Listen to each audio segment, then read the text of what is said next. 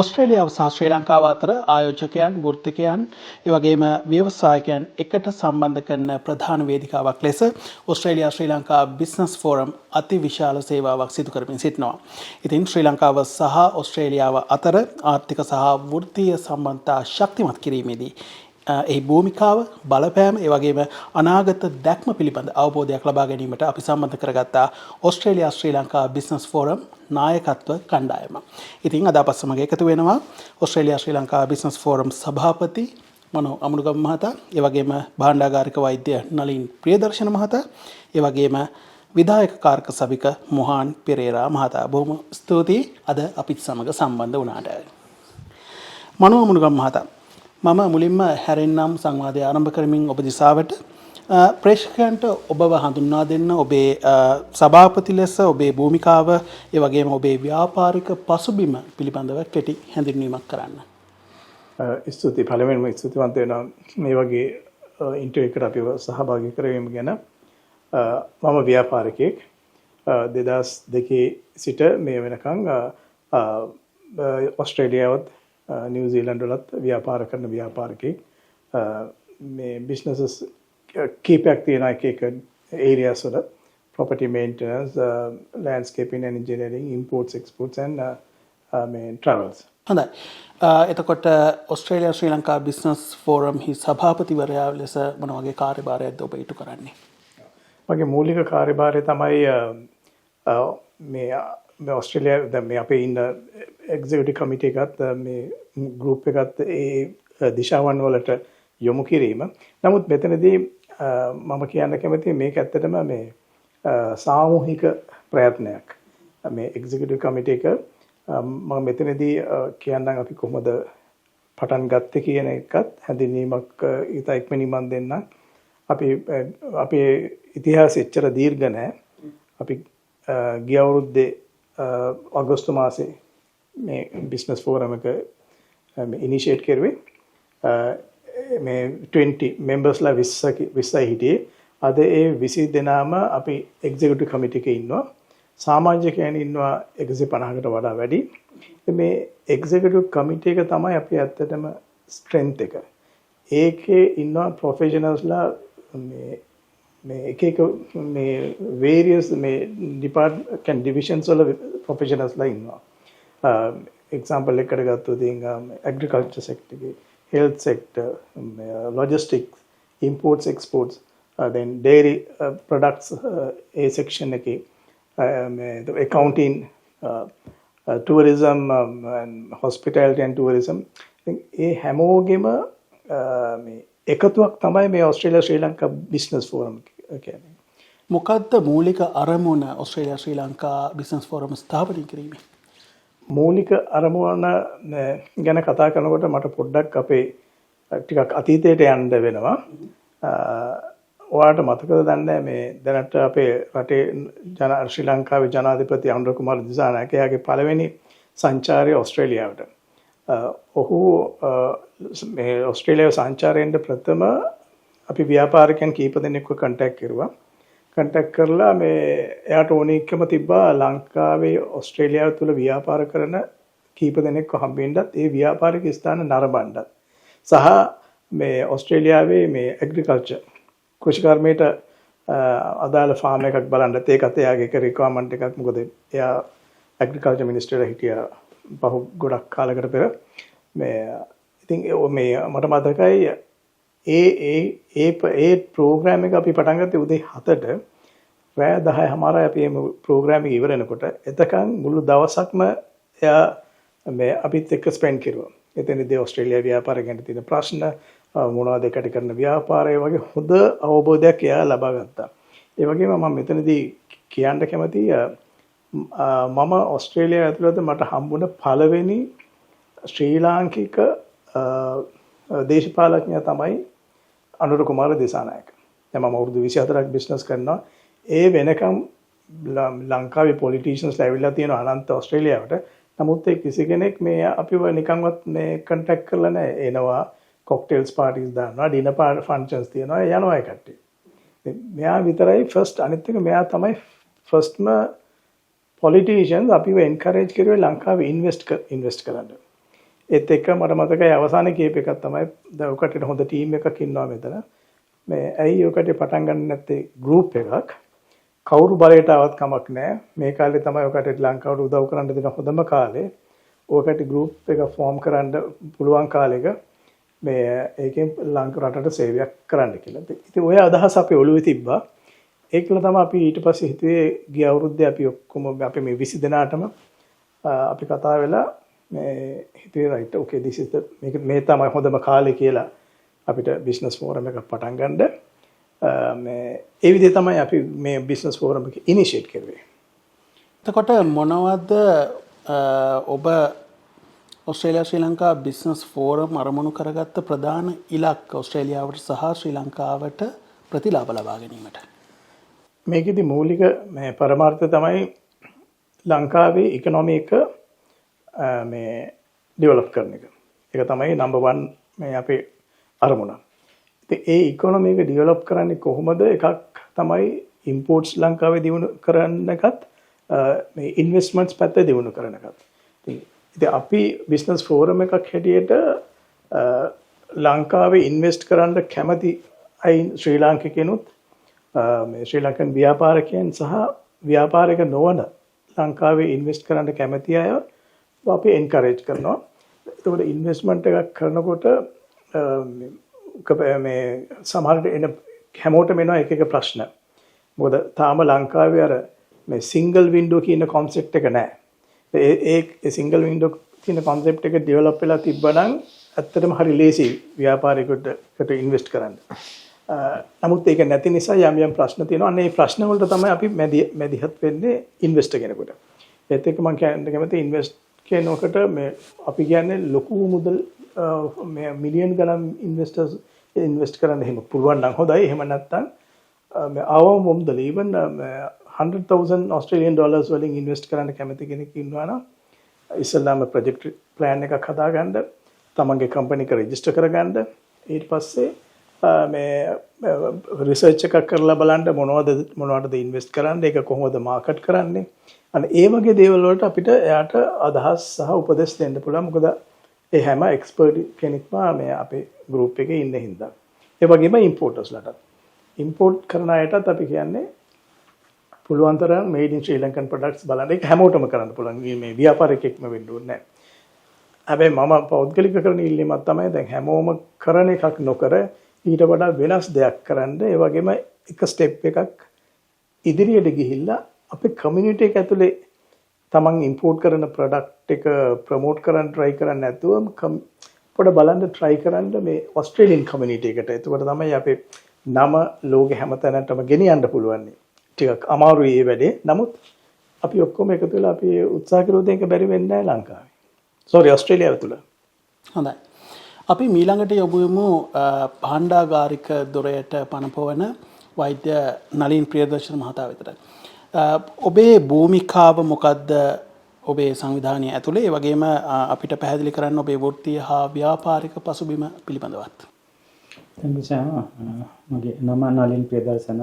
ඔස්ට්‍රේලියාව තුළ වෛද්‍යවරයෙක් විදිහට පහුගිය අවුරුදු 15කට වැඩි කාලයක් වැඩ කරනවා. මගේ දැනට මගේම කියලා ක්ලිනික් එකක් මෙඩිකල් සෙන්ටර් එකක් පවත්වාගෙන යනවා.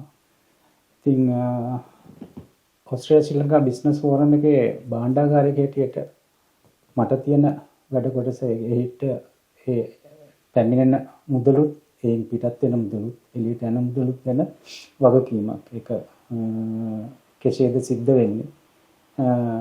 ඒ දේවල් නියමාකාරයෙන් ගණන් තැබීම සහ අවසානයේ ඒ දේවල් සභාවට සහ පබ්ලික් එකට ඉදිරිපත් කිරීම මූලික කරුණ මම හිතන්නේ ඒක මට තියෙන්නේ.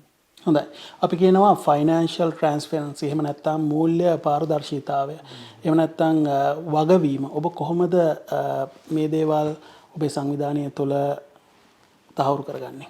වගවීම ට්‍රාන්ස්පරන්සි කියන එක අපි ක්‍රම කීපයකින් සිදු කරන්න බලාපොරොත්තු වෙන මෙතන. ඇත්තට මේ සිදු වෙනවා. එකක් අපි කිසිම අයගේ මුදල් විදියට ලබා ගන්න සීල මුදල්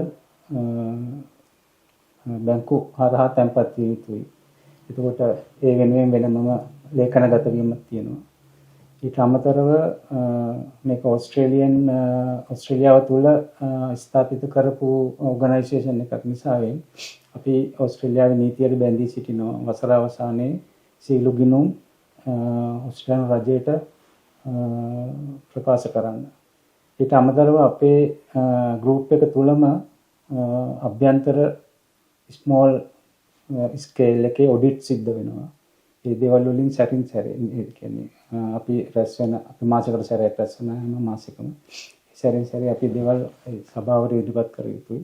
සහ වසර අවසානයේ AGM එකට ජෙනරල් මීටින් එකට අපි සියලු දේ ඉදිරිපත් කර යුතුයි. ඉතින් ඒ දේවල් තමයි මම දැන් ට්‍රාන්ස්පරන්සි විදියට මට ඉදිරිපත් කරන්න පුළුවන්. හොඳයි.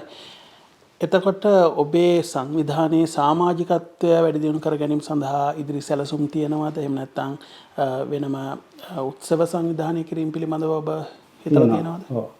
සමාජිකත්වය වැඩි කර ගැනීම තමයි අපේ මූලික අරමුණ. ඔව්. එසේ වුණොත් තමයි අපිට මොකද මේ අපේ මේ ෆෝරම් එකේ මූලිකම අරමුණ තමයි අපේ රටට උදව් කිරීම. එතකොට සමාජිකත්වය වැඩි කරගත්තොත් තමයි අපිට පුළුවන් ඉන්නේ අපේ බිස්නස් ෆෝරම් එක කරා මෙහි සිටින ඉන්වෙස්ටර්ස්ලට ලංකාවේ ඉන්වෙස්ට් කරන්න අවස්ථාව ලබා දීම. ඒ තුලින් අපි ලංකාවේ ෆොරින් රිසර්ව් වැඩි කිරීම තමයි මෙහි මූලික අරමුණ. එතකොට සමාජිකත්වය වැඩි කරගන්න මේ වගේ සාකච්ඡා තුලින් අපි අපේ අරමුණු ජනතාවට කියලා දෙන්න උත්සාහ කරනවා. සහ අපි සූදානම් වෙනවා කියන්නේ ඩිනර් නයිට්ස් වගේ එහෙම තියලා මේ මෑත එකක් අපි පවත්වන්න සූදානම් සිටිනවා. සමාජිකත්වය රැස් කරන්න සහ ප්‍රචාරය කිරීම සමහරවිට ඒක මවුත් ටු මවුත් කමියුනිකේෂන් මේ විදිහට වෙන්න පුළුවන්. ඒ තුලින් අපි උපරිම උත්සාහය ගන්නවා. තාම අපි මාස 6ක මනෝජ කිව්වා මාස 6ක වයසක් තියෙන ෆෝරම් එකක්. ඒ අතර ඒ කාලය තුල අපි 150ක පිරිසක් රැස් කරගත්ත කියන්නේ ලොකු ඇචීව්මන්ට් එකක්. තව වැඩි කරගන්න පුළුවන් වෙයි කියලා අදහස තියෙනවා. මොහන් පෙරේර මහතා ඔබට තමයි මගේ ඊළඟ ප්‍රශ්නය යොමු වෙන්නේ. සංවිධානය තුළ ඔබ විධායක කමිටු සමාජිකයෙක්. කොහොමද ඔබේ භූමිකාව සංවිධානය තුළ ඒ වගේම ඔබේ ව්‍යාපාරික පසුබිම අපේ ප්‍රේක්ෂකයන්ට පැහැදිලි කරොත්? මුලින්ම මම කිව්වොත් එම මගේ එක්ස්පීරියන්ස් එක තියෙන්නේ ලොජිස්ටික්ස් වල ඒ කියන්නේ ගමනාගමන ඒක ඊට වඩා ටිකක් පුළුල්ව කිව්වොත් සර්විස් සෙක්ටර් එකේ සර්විස් සෙක්ටර් එකේ ඉන්න ගමන් අවුරුදු 40ක විතර පළපුරුද්දක් එක්ස්පීරියන්ස් එකක් එක්ක මෙහි අවුරුදු 16ක විතර කාලයක් 15-16ක විතර කාලයක මෙහි ව්‍යාපාරය ගෙනියනවා. ඒ ව්‍යාපාරයේ විශේෂයෙන්ම ලොජිස්ටික්ස් බලයි අපි travel and tourism බලයි ඉන්නේ. ඒ බිස්නස් කරන අතරතුරේදී මම මෙතනට බහපු අනිත් කොටස කිව්වොත් එහෙම ඔස්ට්‍රේලියා බිස්නස් ෆෝරම් එකට ඔස්ට්‍රේලියා ශ්‍රී ලංකා බිස්නස් ෆෝරම් එකට එකතු වෙලා ඒකේ එක්සිකියුටිව් කමිටි එකේ වැඩ කරනකොට මගේ බලාපොරොත්තුව එතන ඒ අදහස් තියෙන ඒ එක අදහසකින් අපේ මේ ඔබ්ජෙක්ටිව් එක තියෙනවා අපි කොහොමද මව්බිමට උදව් කරන්නේ. දැන් මෙතන එක්කව වෙලා ඉන්නවා ඔක්කොම ශ්‍රී ලාංකික ව්‍යාපාරික කණ්ඩායම. එතන ව්‍යාපාරික කිව්වම අර කලින් කිව්වා වගේ ලොකු පොඩි ભેදයක් නැහැ. අපි කවුරුත් පොඩියට පටන් අරගෙන උඩට යන්න පුළුවන්. උඩ ඉන්න කෙනෙක්ට නොයෙකුත් චැලෙන්ජර්ස් ඇති වෙන්න පුළුවන්. දැන් මේ සාමූහිකව අපි වැඩ කිරීමෙන් එක්කව වෙලා කරන එකේදී ඒ සහෝදරත්වය ඇති කරගෙන ඒ බිස්නස් එකට තමුන්ට අවශ්‍ය දේ වමනා අවස්ථාව ලබා දෙන්න පුළුවන් වීම තමයි අපේ මූලික ඔබ්ජෙක්ටිව් එකක් වෙන්නේ. දැන් ඔතනදී අපිට අර කලින් කිව්වා වගේ ලංකාව වෙනුවෙන් අපි උදව් කරන්නේ කොහොමද? කාලයක් යනකොට මට හිතෙනවා සමහරක් වෙලාවට වෙන නැෂනැලිටි අද අපි කිව්වට ලාංකිකය කියලා සමහරක් වෙලාවට කාලයක් යද්දි වෙන නැෂනැලිටි වල ජොයින් වෙන්න පුළුවන් ලංකාවත් එක්ක හැබැයි ඩීල් කරනවා නම් ඒ ඔක්කොම අපි වෙන් කරගෙන යන්න අවශ්‍යතාවයක් නැහැ. ලංකාවත් එක්ක ඒගොල්ලෝ ට්‍රේඩ් කරනවා නම් ඒ කියන්නේ අපේ අන්තිමේදී ඒ සහෝදරත්වයේ අපේ ඔබ්ජෙක්ටිව් එක ඇති කර ගන්නවා. ඉතින් ඒ ක්‍රමයකට අපි ඉස්සරහට යන්න බලාපොරොත්තුෙන් තමයි මෙතන වැඩ කරන්නේ. හොඳයි.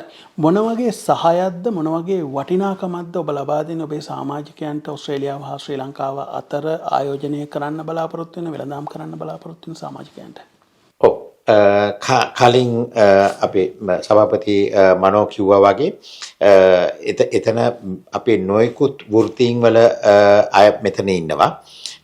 ඉතින් ඒ කාටත් ඒ අදහස් මෙතන කවුරු හරි ඒක අගය කරන එක්කෙනෙකුට තවත් එක්කෙනෙක්ගෙන් අදහසක් අරගෙන එහෙම නැත්නම් තවත් කෙනෙක්ගේ මේ තමුන්ගේ ව්‍යාපාරයට උදව්වක් වෙන විදිහට නැත්නම් අවශ්‍යතාවයල් පිරිමහ ගන්න විදිහට කරන එක මේ අපි එක්වීමෙන් අර අපි කියනවා වගේ එක අරමුණකින් වැඩ කරනකොට ඒගොල්ලන්ට මං හිතන්නේ පුළුවන් වෙනවා ඒ ඕපන් මයින්ඩඩ්ව තව මිනිස්සෙක්ගෙන් අදහස් අරගෙන වැඩ කරන්න පුළුවන් නම් ඉස්සරහට එක්කව වෙලා එතෙන්දී මං හිතන්නේ ලොකු සහයක් ඇති වෙනවා. ඒ සහෝදරත්වයෙන් ඒ සහය ඇති වෙනවා. හොඳයි. මනෝ අමනුගම් මහතා සභාපති විදිහට ඔබට පැහැදිලි කරන්න පුළුවන්ද මොන වගේ ජයග්‍රහණද ඔබ ලබා ගත්තේ මේ කෙටි කාලය තුළ? ඒ වගේම ඔබේ අනාගත දිශානතිය කොයි වගේද ඔබ දකින්නේ? මේ වෙනකොට මේ අපි ලබාගත්ත ලොකුම ජයග්‍රහණය තමයි මේ සමාජිකයන් 150කට registered members more than 150 හොයාගත්ත එක. ඊට අමතරව මේ සුළු කාලය තුළ අපි ඉතාමත් මේ සක්සස්ෆුල් විදිහට මේ Zoom meetings අපි තියලා තියෙනවා මේ export development board එකත් එක්ක Zoom meetings දෙකක් හෝ තුනක් හරි. එතකොට තව හෙටත් එක Zoom meeting එකක් තියෙනවා. ඒකේ export development board එකේ chairman ම request කරපු meeting එකක් discuss කරන්න Expo 2026 exhibition එක ගැනත් සහ දැනට අපේ importersලා මේ ෆේස් කරන මේ issues ගැන imports වලදී ෆේස් කරන issues ගැන discuss කරන්න. ඊට අමතරව BY එකත් එක්ක අපි Zoom meetings කීපයක් තියලා තියෙනවා. සහ මේ ප්‍රෙසිඩන්ට් ජනාධිපති කාර්යාලයේ එක්කත් අපි Zoom meetings දෙකක් තියලා තියෙනවා.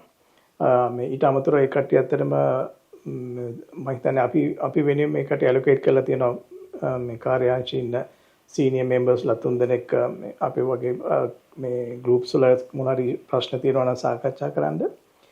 මේ ඉතින් ඉදිරියේදීත් අපි බලාපොරොත්තු වෙන්නේ මේ වගේ Zoom meeting තියලා අපි ඉන්න අයට පුළුවන් තරම් සහයෝගයක් ලබා දෙන්න. හොඳයි. මාස 6ක වගේ කාලයක් ඇතුළත ඔබ සංවිධානය බොහොම වේගයෙන් නමුත් සාර්ථකව ඉදිරියට ඇවිල්ලා තියෙනවා. එතකොට ඉදිරි වසර කිහිපය තුළ ඔබ තියනවාද ප්‍රමුඛතා මේවා තමයි? එහෙම නැත්නම් අපේ සැලසුම් මේවා තමයි කියලා මොනවා හරි සැලසුම් තියෙනවද? මූලික සැලසුම තමයි ලංකාවේ ඉකොනොමි එක ඩෙවලොප් කරන එක. අර මම කිව්වා වගේ දැන් මොහන් කිව්වා වගේ අපි ඉම්පෝටර්ස්ලාට හරි මේ ඉන්වෙස්ටර්ස්ලාට අපි බිස්නස් ෆෝරම් එකක් හැටියට අපි සපෝට් කරනවා අපි 100%. නමුත් එතනදී අපි කියන්නේ අපිට 100% ඒ කටගේ ප්‍රොබ්ලම්ස් ඉෂුව මේ සෝල්ව් කරන්න පුළුවන් කියලා. තාමත් ඉතින් අපි දකිනවා මේ එක මේ රෙඩ් ටේප්ස් හැමතැනම තියෙනවා. මේ ඇත්තටම ආණ්ඩුවට කොච්චර උවමනාවක් තිබ්බත් නමුත් සමහරක් හැම නිලධාරියෙක්ම නේ සමහරක් රාජ්‍ය නිලධාරීන් ඉන්නවා මේ වගේ දේවල් මේ කරන්න පුළුවන් දෙයක් මේ අර හිතාමතාම මේ පාරක්කු කරනවා ඩිලේ කරනවා ඒ වගේ ඉෂුස් අපි අනන්ත දකිනවා. ඉතින් වහපු ප්‍රශ්නෙට ඉදිරි අනාගතයේදී මොනවද කරන්න තියෙන කිව්වොත් අපේ බලාපොරොත්තුවක් තමයි ලංකාවත් ඔස්ට්‍රේලියාවත් පුළුවන් තරම් ට්‍රේඩ් ඇග්‍රීමන්ට් එකකට පුෂ් කරන එක. මොකද මම පර්සනලි හිතනවා ඒ වගේ එකකට අපිට පුෂ් කරගන්න පුළුවන් වුණොත් රටවල් දෙකටම මේ සුබවාදී විදිහට. මම හිතන්නේ අපිට ගොඩක් අපේ ඉම්පෝර්ටර්ස්ලාටද ඉන්වෙස්ටර්ස්ලාටද ඒ වගේම ඔස්ට්‍රේලියන් ඉන්වෙස්ටර්ස් ලංකාවේ ඉන්වෙස්ට් කරන්නත් මේ ඒක ලොකු සහයෝගයක් වෙයි කියලා. හොඳයි. මූල්‍ය සහ උපාය මාර්ගික දෘෂ්ටි කෝණයකින් බලනකොට ව්‍යාපාරික අංශයෙන් ඔබට ගිය ගෝල්ස් තියෙනවද ඔබේ සංවිධානයට? අපේ කමිටු ව්‍යවස්ථාව තුළ මූලිකව අපි ඒම් එක තමයි ශ්‍රී ලංකාවේ ඉකොනොමික